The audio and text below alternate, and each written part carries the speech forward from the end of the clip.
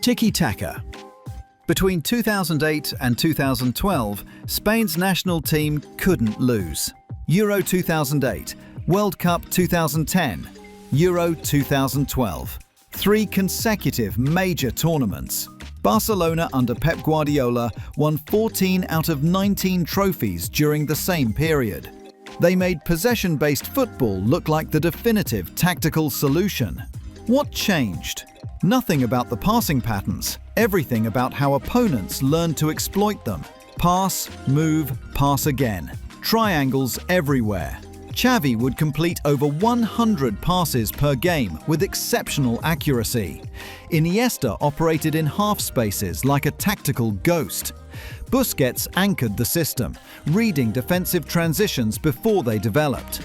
The spatial intelligence was unprecedented. Teams would chase shadows for 90 minutes. Spain averaged over 65% possession at the 2010 World Cup.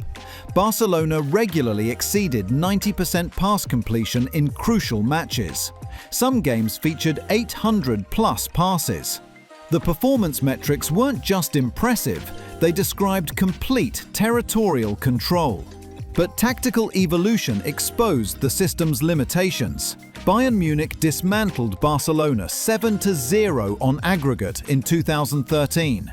They didn't press the ball, they pressed the player. Force technical errors. Transition immediately. Exploit defensive disorganization before Barcelona could reset their structure. Inter Milan deployed ultra-compact defensive organization at Camp Nou in 2010 and won. Chelsea executed the same strategy in 2010. The pattern emerged. Allow sideways possession, maintain defensive compactness, counterattack with devastating efficiency. Spain's 2014 World Cup campaign confirmed the systemic vulnerabilities. Netherlands dominated them 5-1 in the opening match.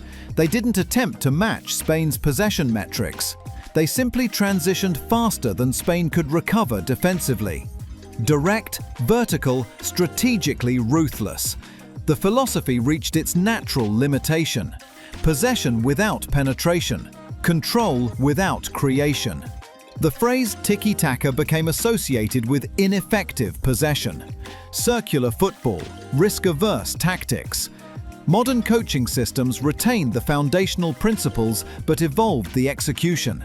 Guardiola's Manchester City still values possession-based control, but now incorporates physical presence and faster transitional phases. Arsenal under Arteta combines patient build-up with aggressive positional play. The tactical philosophy didn't collapse, it adapted to defensive innovation. Tiki-taka demonstrated that territorial dominance matters, but 2014 proved that control without attacking courage produces diminishing returns. Total football.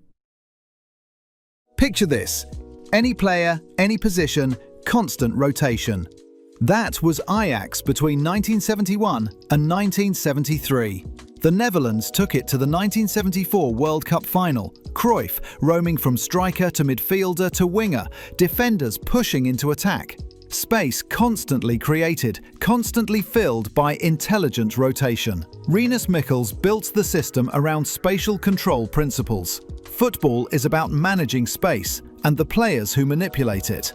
If a defender advanced, a midfielder compensated. Positions were suggestions, not rigid assignments. The team functioned like a tactical organism, adapting to every phase of play. Former Ajax defender Barry Hulshoff explained the cognitive demands. We discussed space constantly. Cruyff always emphasized where to run, where to stand, and critically, when not to move. Spatial awareness wasn't optional. It defined the entire philosophy. During the 1971-72 season, Ajax scored 104 goals and conceded just 20. They achieved a perfect home record for 2 consecutive seasons. But total football demanded unsustainable physical and cognitive resources. Modern fixture congestion and the intensity of the game makes pure fluidity impossible. Players in the 1970s competed in 40 to 50 matches per season. Today's elite athletes exceed 60 to 70 matches across multiple competitions. Constant positional interchange requires exceptional fitness levels, tactical intelligence, and sustained concentration. One mental lapse compromises the entire defensive structure. Mistakes that a game of fine margins can't afford to make. The 1974 World Cup final exposed the system's vulnerability to disciplined man-marking. West Germany assigned Berti Vogts to shadow Cruyff relentlessly. The fluid system required its conductors' freedom. Without Cruyff's spatial manipulation, the tactical framework collapsed. Germany won 2-1. Total football evolved, rather than reaching obsolescence. Cruyff brought it to Barcelona as manager between 1988 and 1996, refining it into juego de posición, positional play. Same spatial principles, more structural organization, less spontaneous interchange. Guardiola learned from Cruyff at Barcelona, then evolved it further. Structured positions with intentional rotations, not constant fluidity. Teams like Liverpool and Manchester City press aggressively and dominate territorial space, direct descendants of this philosophy. But the spontaneous, improvisation-based approach replaced by systematic patterns. The revolution survived by accepting that structure supersedes spontaneity in professional football. Jogo Bonito, the beautiful game. Two European philosophies dominated through systems. But across the Atlantic, one nation played football like nobody else, until Europe taught them otherwise. 1958, a 17-year-old named Pelé announced himself to the world. Brazil won their first World Cup. 4 years later, they won again, this time with Garrincha as the star, after Pelé's injury. Then came 1970, Carlos Alberto's goal against Italy. From defense to attack, tactical perfection that appeared choreographed but emerged from pure instinct and flow state. That's Jogo Bonito, technical excellence guided by creative freedom.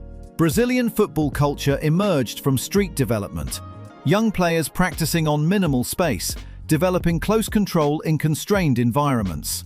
Capoeira, the martial art blending movement and rhythm, influenced their playing patterns. Quick direction changes, deceptive body movements, unpredictable attacking solutions.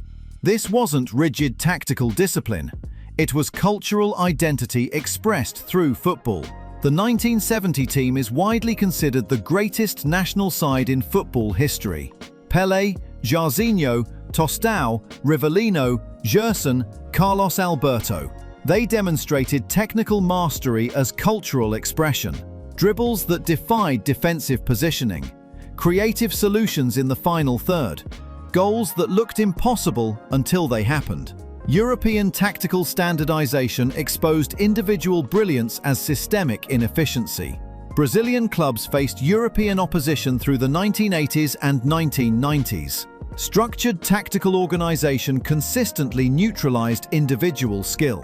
Why execute elaborate dribbling sequences when one pass achieves the same attacking outcome? Why prioritize individual expression when pragmatic efficiency wins trophies? European academies emphasized tactical understanding over technical freedom. Brazilian development programs eventually adopted similar coaching methodologies. The 1994 World Cup marked the philosophical transition. Brazil won, but through tactical pragmatism, not creative expression. Carlos Alberto Pereira built defensive structure first. Dunga anchored midfield with positional discipline, not creative flair. Romario provided clinical finishing efficiency, not dribbling exhibitions. It produced results, but represented a fundamental philosophical shift. Brazilian media criticized Pereira's tactics as anti-football. Despite winning their fourth World Cup, fans felt conflicted, celebrating the trophy while mourning the apparent death of Brazil's traditional creative spirit. By the 2000s, Brazilian players developed within globalized coaching systems. Neymar and Vinicius still demonstrate individual technical ability, but within structured tactical frameworks. The spontaneity is systematized. The improvisation operates within defensive responsibilities. The essence of Jogo Bonito, The principle that individual expression equals competitive value couldn't survive football's analytical evolution. Performance data proved that street football principles don't scale to elite competition. Fewer touches, faster decisions, higher tactical efficiency. Brazil still produces technically exceptional players, but the playfulness, instinct and joy that defined Jogo Bonito now operate within tactical frameworks. Catenaccio. Brazil used to play with freedom, but in Italy, one coach was building the exact opposite. A system so defensive it was branded as negative football, until it won everything. Helenio Herrera didn't invent Catenaccio, but he's the one who perfected it. Inter Milan's back-to-back European Cups in 1964 and 1965, 3 Serie A titles, a system so defensively organized that attacking football became strategically prohibitive. Catenaccio, Italian for door bolt, represented defensive principles optimized for winning. 5 defenders, including Armando Picchi as libero, man-marking assignments everywhere. Opponents would dominate possession, create attacking positions, advance into dangerous areas, and achieve nothing. Then, one counter-attacking transition, one clinical finish, one more victory. Critics questioned the tactical philosophy. Herrera's ego thrived on their frustration. The system originated in 1930s Switzerland with Karl Rappen's Verrou formation. Nereo Rocco introduced it to Italy in the 1940s, but Herrera's version incorporated innovation that transformed defensive football. His system included attacking fullbacks, Giacinto Facchetti and Tarcisio Bergnic, who would surge forward during counterattacks. Facchetti scored like a forward, double figures in a Serie A season, despite playing defensive roles. Spanish playmaker Luis Suarez orchestrated everything from deep defensive positions, launching precise long passes to overlapping fullbacks. The system represented defensive discipline, enabling ruthless attacking efficiency. The 1967 European Cup final in Lisbon exposed its limitations. Celtic arrived committed to aggressive attacking football. Jock Stein's side deployed wide players, relentless pressing systems, sustained offensive intensity. Inter took an early lead, then implemented deep defensive organization, expecting Celtic to exhaust their attacking energy. Celtic maintained tactical patience. They continued attacking, continued probing defensive vulnerabilities, and kept the psychological belief. 2-1 to Celtic, European champions. The result was celebrated as a validation of attacking football against defensive-oriented tactics. Arrigo Sacchi delivered the systemic revolution in the late 1980s. His AC Milan eliminated the sweeper position entirely, replacing Catenaccio's man-marking system with zonal marking and a flat back four. Sacchi pressed high, utilized the offside trap as a weapon, and controlled space aggressively. The libero became obsolete when defensive lines pushed 40 yards up the pitch. The 1992 backpass rule accelerated this tactical development. Goalkeepers required technical ability with their feet, demanding defenders who could progress possession forward, not just clear danger. Modern football retains Catenaccio's defensive intelligence without its passive approach. Simeone's Atletico and Mourinho's Inter channeled its principles. Compact defensive organization enabling lethal transitions, but within active pressing systems and zonal marking. Tactical intimidation. Roy Keane versus Patrick Vieira in the Highbury Tunnel before kickoff. Gattuso's psychological intensity radiating through opponents during warm-ups. Vinnie Jones receiving a yellow card after 3 seconds, a competitive statement wrapped as a tackle. Football in the 1990s and early 2000s wasn't just technical, it was competitive psychology conducted on grass. Teams used to impose physical dominance designed to break opponents' mental resilience before they even touched the ball. The reducer, a calculated early tackle that announced your presence, was legitimate tactical methodology. Roy Keane's challenges. Souness breaking jaws in derbies. Gattuso grabbing Joe Jordan by the throat during a Milan-Tottenham confrontation. These weren't disciplinary failures. They were competitive tools that established psychological control. Hard tackles weren't fouls. They were statements of competitive intent.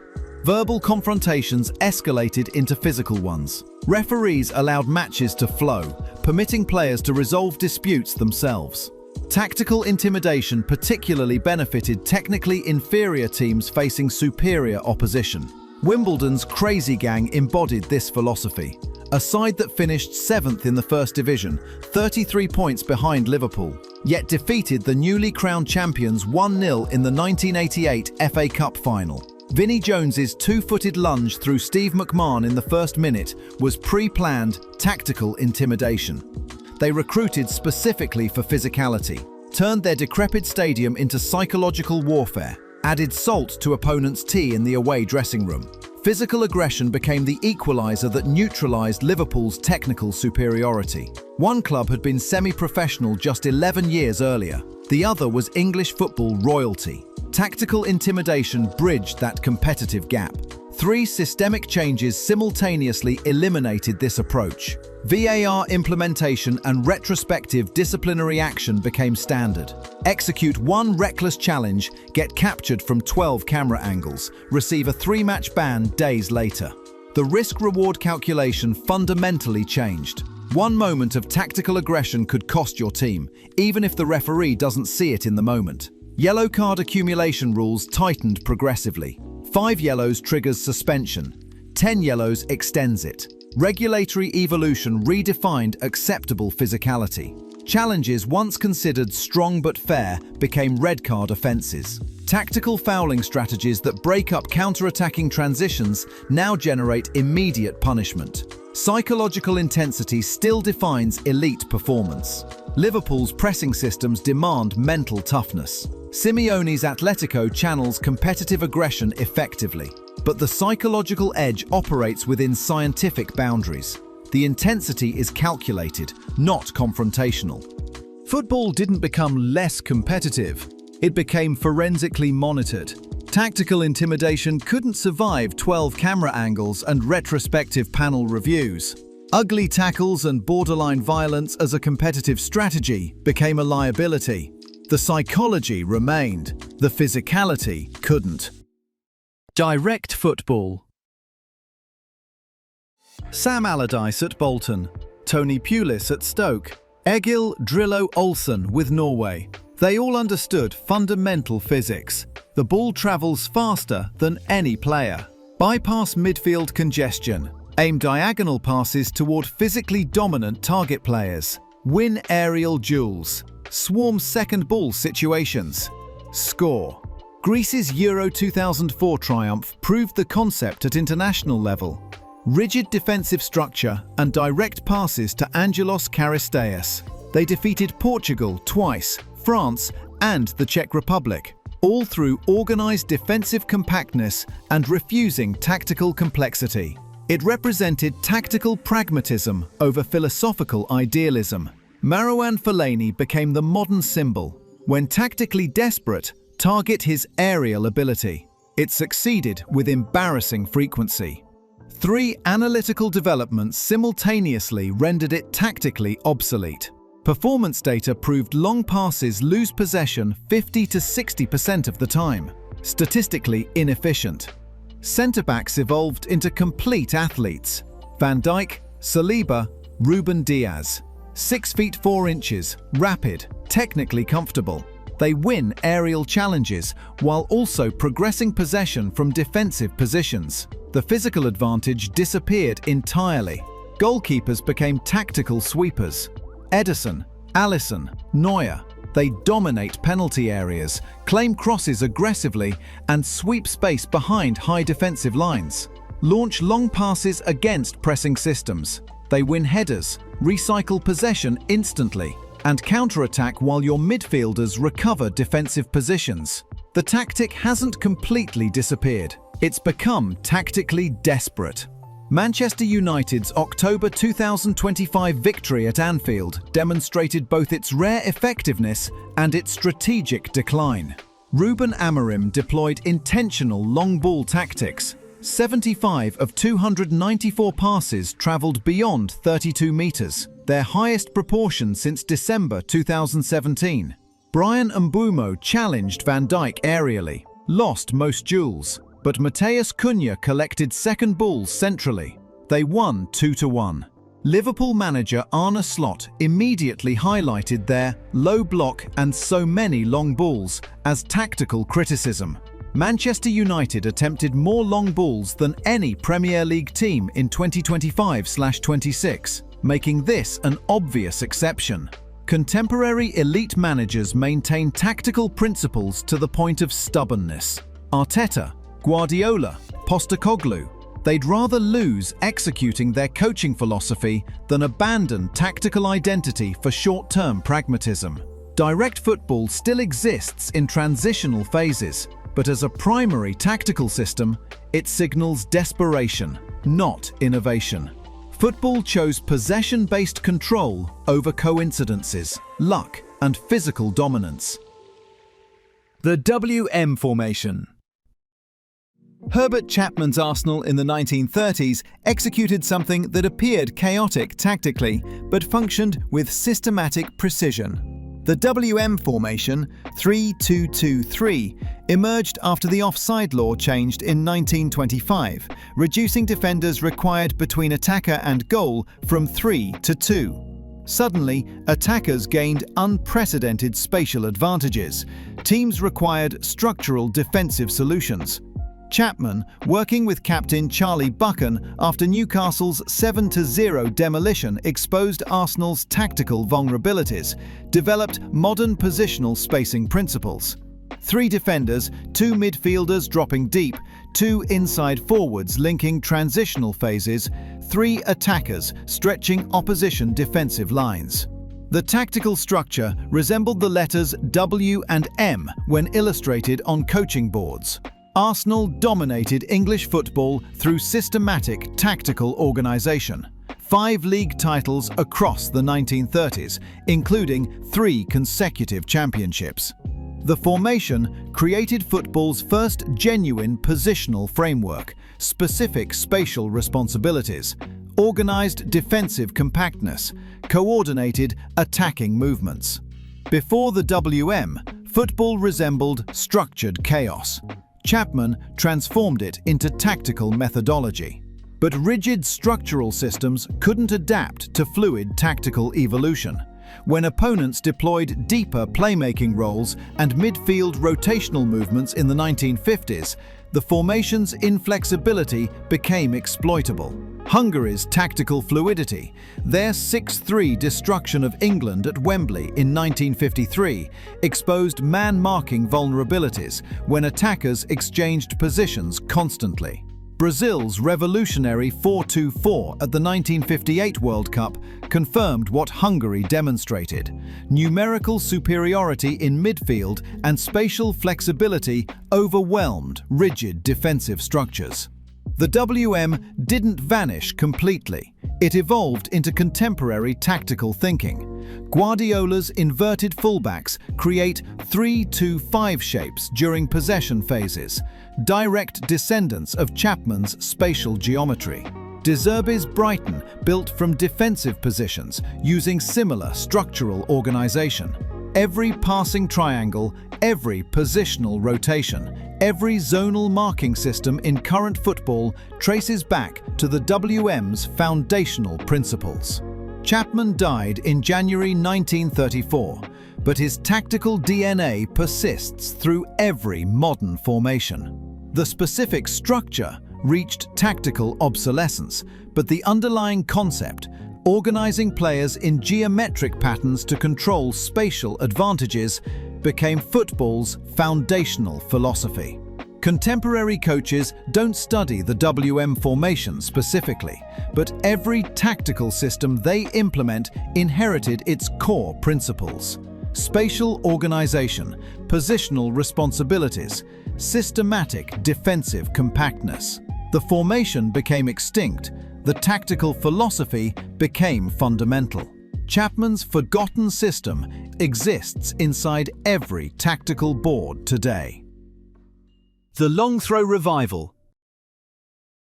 Tony Pulis's Stoke City in the late 2000s weaponised pauses in play strategically.